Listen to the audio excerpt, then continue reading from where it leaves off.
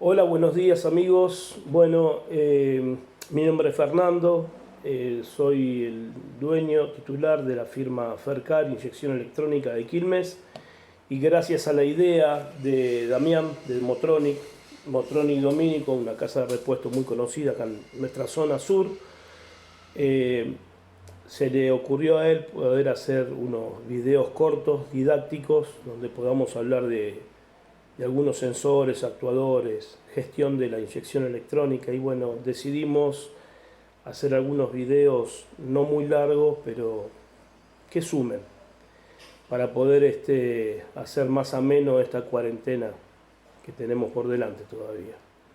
Bueno, hoy vamos a hablar sobre sonda de oxígeno. Podemos clasificarla en distintos tipos, tenemos de circonio, tenemos de titanio, tenemos banda ancha también, pero bueno, vamos a hablar la que más se utiliza, lo que más llega en nuestros vehículos, que es la de circonio. La sonda de oxígeno es un sensor y en muchos casos es sensor y actuador, porque cumple las dos. Está colocada en el caño de escape, puede tener una antes del catalizador, debe tener, no puede tener, debe tener una sonda antes del catalizador y una posterior al catalizador hoy en día. Y la función es censar la cantidad de oxígeno que circula por el escape y de esa manera la unidad de mando, la computadora del motor, ECU, centralita, PCM, como quieran llamarle, va a hacer un cálculo del estado de la mezcla, o sea, si tiene un combustible rico o pobre. ¿Cómo lo hace esto? Por medio de un voltaje.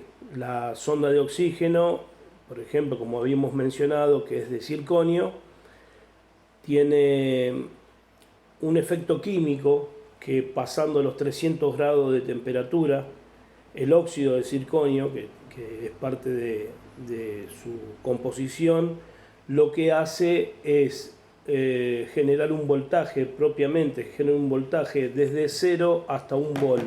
Lo que hacemos nosotros cuando lo medimos en milivolt para tener una escala más amplia, porque de 0 a 1 se nos complica un poco en la medición, entonces seleccionamos en el multímetro, cambiamos el rango y le ponemos que sea una escala de 0 a 1000 milivolt. Tenemos que tener en cuenta que el punto medio no es la mitad, es 450 milivolt, que sería donde hace el quiebre y pasaría de 450 milivolt hasta 1000. Vamos a estar dentro de una condición rica de combustible, y de 450 milivolt hacia abajo, o sea, hasta el cero, va a ser una condición pobre. No es lo mismo tener 449 que tener 1 milivolt. Con esto me refiero que a medida que vamos bajando de 450 hacia abajo hasta llegar al cero, la condición va a ir variando y se va poniendo cada vez más pobre. Lo mismo va a suceder de 451 milivolt hasta 1000, va a ir subiendo ese voltaje y le va a dar qué riqueza tiene el combustible. ¿Cómo lo hace? Analizando el oxígeno, no el combustible. Mientras más cantidad de oxígeno sensa que hay en el escape, quiere decir que la mezcla está pobre. Cuando hay escaso oxígeno, se da cuenta la unidad de mando que tiene una condición de combustible rica. ¿Qué es lo que hace la unidad de mando cuando llega esta señal? Si llega una señal por arriba de los 450 milivolt, lo que va a hacer la unidad de mando es cerrar de a poco el tiempo de inyección para quitarle combustible. Eso es lo que tiene que hacer.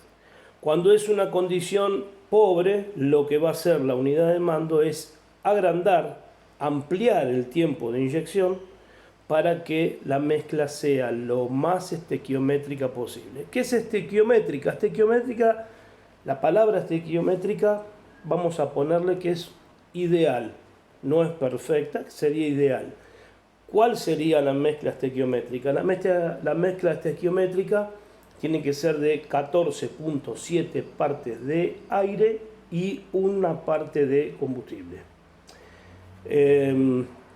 O sea que la sonda de oxígeno, para resumir, es un sensor y en muchos casos es un actuador porque tiene también su parte calefactora para que llegue rápidamente a los 300 grados y que lo supere los 300 grados de temperatura el electrodo de dióxido de circonio.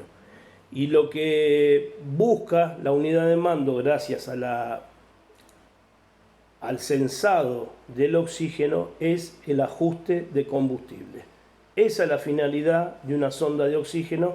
En este caso hablamos de la sonda de oxígeno de circonio. Esto es mucho más amplio, espero que les sirva. No quiero hacer un video tan largo, son más de 5 minutos. Y bueno, yo lo que les quiero pedir a todos es que tomemos conciencia de esta cuarentena, que nos cuidemos. Sabemos que las pérdidas son importantes, económicas, pero más importantes son las pérdidas humanas. Nosotros hemos decidido inmediatamente cerrar nuestro local, lo cual económicamente nos trae problemas, pero bueno, esto va a ser secundario. Y yo a todos mis colegas les deseo que tratemos de llevar a lo mejor posible, que seamos conscientes de lo que se está viviendo y les deseo lo mejor. Muchas gracias.